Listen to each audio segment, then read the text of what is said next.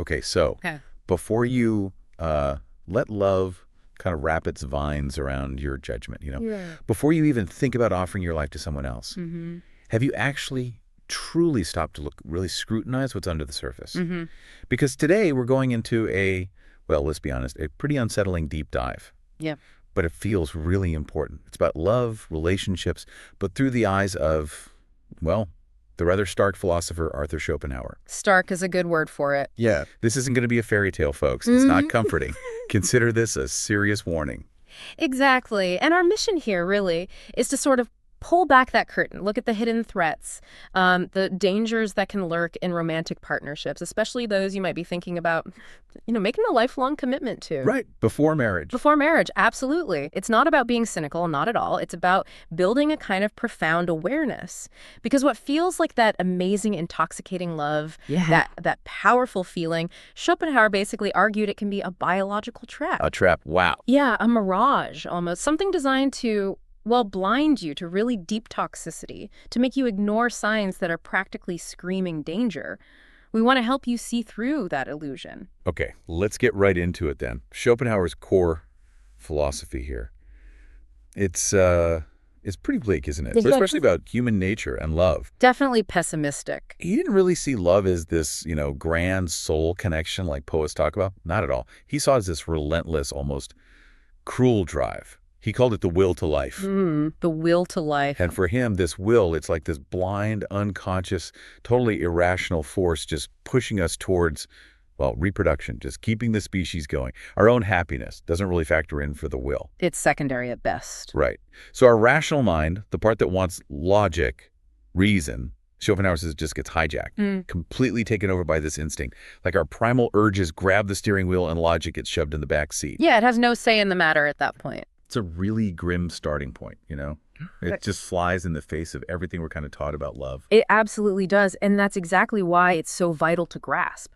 This idea, the will to life, it has these profound, almost chilling implications for how we spot toxic partners, or maybe more accurately, how we fail to spot them. How so? Well, if our biology is literally overriding our reason, like Schopenhauer said, then we are just inherently vulnerable. We can find ourselves incredibly drawn, powerfully attracted to people who are, if we looked rationally, just emotionally poisonous for us. Okay. And that is the first most dangerous trap. The more blindly you follow that intense desire, that feeling of being in love, the more wide open you are to being deceived. Because you just don't see it. You just don't see it. You miss the manipulations, the lack of empathy, the deep instability.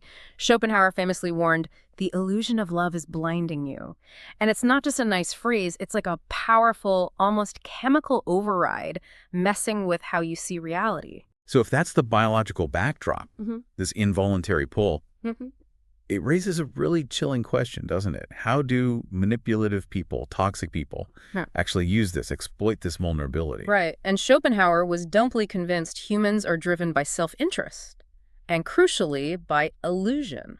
So a toxic partner, they don't just, pretend to be nice. It's more than a facade. Oh, much more. They become masters of mimicry. They hide behind this charming mask. They figure out exactly what you desperately want to hear, and they say it. They mirror your deepest dreams, your hopes, your unmet needs. Wow. And for a terrifying amount of time, they seem like your absolute soulmate. Perfect.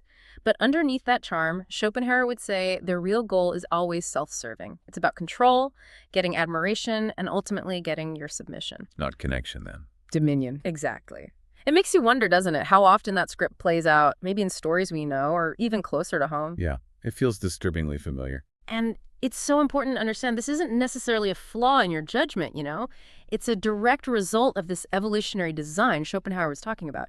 Your brain is kind of biologically primed to ignore red flags, to overlook the bad stuff. Especially when Someone triggers those powerful, deep-down reproductive instincts. Maybe they're incredibly physically attractive, or they radiate this intense excitement or mystery. The mystery thing, yeah. Right. Schopenhauer warned that those are exactly the surface things we mistake for real depth, for genuine connection. It's a lure, a perfectly placed trap. When you think about it, what really strikes you about how easily charm can just hide someone's true character. Have you seen that happen? How it just overrides common sense? Oh, absolutely. Yeah. It's chillingly effective, that initial allure. I've definitely seen situations, personally or with friends, where someone's just so magnetic that glaring red flags, things that seem so obvious later, were just completely invisible at the time. It's like our brains want to believe the charm, right? Want to fill in the blanks with something good. We project our hopes onto them. Yeah. What do you think it is about that specific kind of charm that makes us so vulnerable beyond just the biology? Is there something psychological they tap into? A hunger for something? That's a really good point. And Schopenhauer might link it back to our deep desire to escape suffering, to find comfort, even if it's just an illusion. Toxic people, they're masters at spotting those voids, those needs you have. And filling them. Or seeming to fill them. They project an image that perfectly matches what you're missing. They don't just mimic love, they mirror your unmet needs. They present themselves as the answer to your loneliness or your need for validation or your craving for adventure, whatever it is. So it creates this instant, powerful bond. Exactly. But it's a bond built not on shared values or real understanding, but on exploiting your vulnerabilities. It's a dangerous mirroring act. And that leads us right into another really common and often incredibly painful pattern. Which is? The cycle of repeatedly attracting the same kind of unhealthy relationship. Ah, yes. That's the truly heartbreaking part for so many. Why do we keep falling for the same type? Finding ourselves in these similar dysfunctional situations, even when we swear we won't. Schopenhauer had a stark take on this too, a difficult one. He suggested that if you, say, grew up in emotional chaos, maybe unpredictable parents, a turbulent home, just a lack of safety, your inner world might already be maybe unconsciously attuned to dysfunction. Like your internal compass is broken. Kind of, yeah. Like it's warped by those early experiences and it just keeps pointing towards familiar pain, even if it's destructive. Wow, okay. Exactly. And this is where that concept of the will really digs deep into our psychology. Schopenhauer would argue our unconscious, driven by this persistent will, actually seeks repetition of the past. Seeks it. Why? It sounds totally counterintuitive, right? Who wants pain? Yeah. But it's like this desperate, misguided attempt to master old wounds by recreating them. People who've experienced trauma, often without realizing it, attract partners who perfectly replicate the emotional climate of their childhood. So you think you're making a free choice? You absolutely believe you're choosing freely. Someone new, someone different. But Schopenhauer would say, nope, you're acting out a script written by your subconscious. It's a tough pill to swallow, realizing how much our past can dictate our attractions, pushing us towards familiar harm. Okay, so if clarity only comes through suffering, like Schopenhauer believed, Yeah. and if pain teaches better than pleasure, which is a harsh lesson, Very harsh. then it becomes absolutely critical, like life or death critical, to pay obsessive attention to any discomfort, any little pang, right at the beginning of a relationship. These aren't just quirks. They're flashing red lights, the first cracks in the illusion. Precisely. And it's crucial to see them not just as personality issues, but often as deliberate strategies of that self-serving will in the other person, masked by fake intimacy. So what should you actually be looking for? Okay, give us the list. What are the red flags? Well, one big one. Yeah. Do they have this insatiable, bottomless need for constant validation from you specifically? Like you're their only source of self-worth. That is a huge danger sign. Okay. What else? How do they handle disagreement? Pay very close attention here. Do they pull back, withdraw love, affection, even just attention the second you voice a different opinion or don't immediately agree? Like a punishment. It is a punishment, a subtle, powerful way to control you. Got it. Okay. Another one, do they joke about your insecurities? Maybe in front of others. They say it's just teasing, lighthearted, but the comments always hit a little too close, make you feel exposed, smaller. Yeah. The just kidding defense. Exactly. That's often a strategy to slowly chip away at your confidence. And this one feels really insidious. Do they try to isolate you? Subtly, or maybe not so subtly. Cut you off from friends, family, your support system. Maybe they frame it as, oh, we have such a special connection, or it's us against the world. Classic isolation tactic. It's deliberate, cutting off your escape routes, right? Absolutely. Every single one of these Schopenhauer would frame as clear evidence of a self-serving will mashed by feigned intimacy. They are not minor habits. They're indicators of deep, destructive issues that will only get worse. They're the first tremors before the earthquake. And if you ignore those warnings, if you let the illusion keep going, what happens then? Schopenhauer describes this destruction as, well, insidious, gradual, yet almost don't see it happening at first. It rarely starts with obvious abuse, no. It starts quieter, with those subtle criticisms framed as care. I only say this because I care, but you really shouldn't wear that. Or, I'm just trying to help you improve. Undermining, disguised as help. Exactly. Then maybe affection gets conditional. I'll be nice if you do this for me, or I love you when you act this way. And then the really dangerous part, the tiny compromises that lead to massive identity loss. You just start disappearing bit by bit, giving up hobbies, friends, your own opinions, all for the sake of love. It's like slow erosion. And the consequences of that erosion are just devastating, often hidden even from yourself for a long time. You slowly start to question your own worth, your dreams. They shrink. Maybe you stop talking about them altogether. Physically too, right? Oh, yeah. Your body, your mind, they exist in this constant low-level stress state that leads to fatigue, chronic anxiety. Maybe you can't sleep. This constant unease. You literally become a ghost of who you used to be. While telling yourself it's love. All while desperately trying to convince yourself this agonizing process is love. Schopenhauer's warning here is just crystal clear. This is the cost of not disillusioning yourself soon enough. You pay for clinging to that illusion with your very self, your spirit, your peace. So, faced with that incredibly bleak picture, what's the antidote? What's the lifeline? For Schopenhauer himself, personally, it seems like it was solitude. Yes, solitude. He was a loner, sure, but he didn't see it as a negative thing, like loneliness. He embraced it, saw it as a source of clarity, a sanctuary where he could see things clearly, without the distortion of other people's desires or expectations. So it was a refusal to be controlled. A profound refusal to be controlled by manipulation, by society's demands, and especially by the illusions of romance. Okay, so how does that apply to us before we commit? It's why solitude isn't just an option, it's crucial. It's an existential tool for self-preservation before you consider committing. Before you give yourself fully to someone, Schopenhauer would practically beg you to truly know yourself. Understand your wounds. Understand your wounds, identify your patterns, and crucially, learn to be genuinely whole without needing someone else to complete you.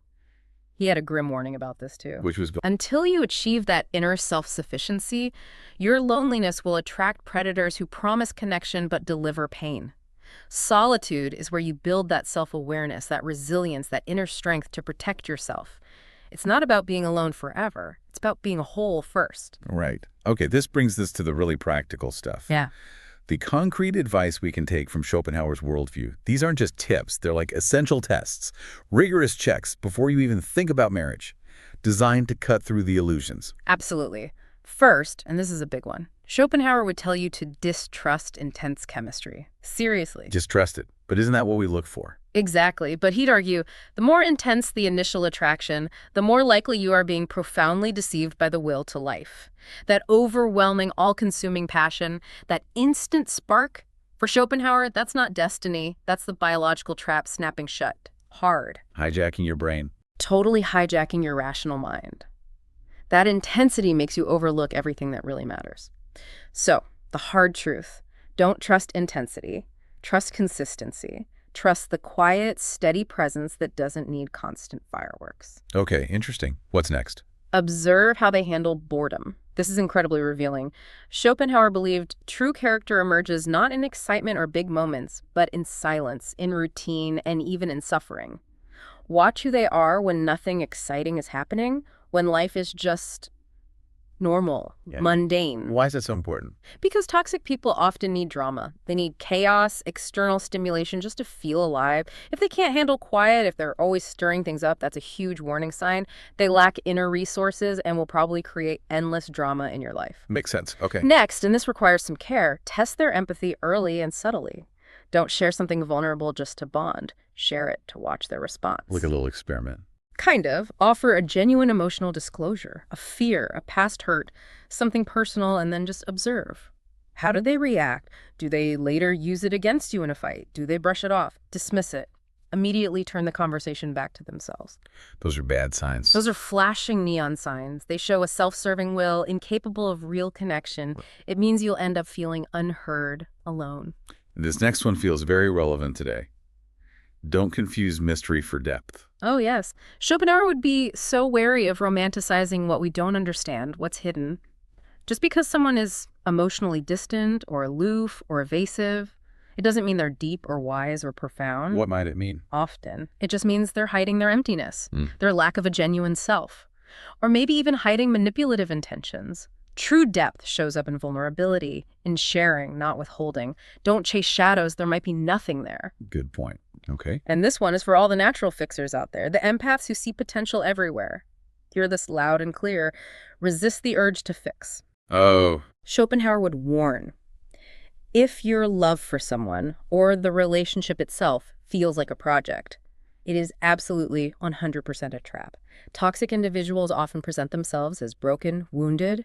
They actively look for someone to be their glue, their therapist, their savior. They want you to mend them. They want you to pour your energy, your empathy, yourself into fixing them. But that's not a partnership, that's a burden. It's an unsustainable drain, and it stops them from ever taking responsibility for themselves. Don't sign up for that project. Okay. Powerful. And lastly, and this is maybe the most counterintuitive one, trust your boredom. trust boredom. That sounds wrong. I know, right? But think about it. If a relationship feels safe, steady, predictable, maybe even a little boring sometimes, Schopenhauer might say that could actually mean it's healthy.